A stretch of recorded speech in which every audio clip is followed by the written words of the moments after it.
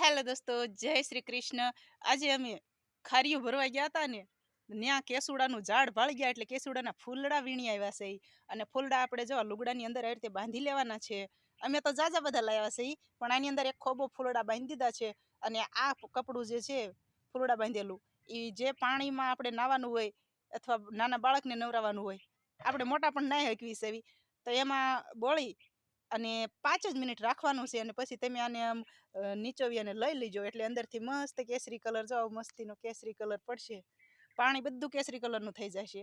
હાલો તમને દેખાડી દઈ. જો આવું કેસરી કલરનું પાણી બધું થઈ જશે. આપણે આ પાણી લીધું છે નાવા માટે, તો આવું મસ્ત કેસરી કલરનું પાણી થઈ જાય. આ કેસુડા છે ને એ ભગવાનની આપેલી ભેટ છે જે અણમોલ છે, પણ આનો ઉપયોગ કરતા માણસોને છે ને ખબર નથી. એટલે આનો ઉપયોગ ચોક્કસ કરવો જોઈએ અને જાણી લેવું જોઈએ કે કેસુડો એટલે શું છે.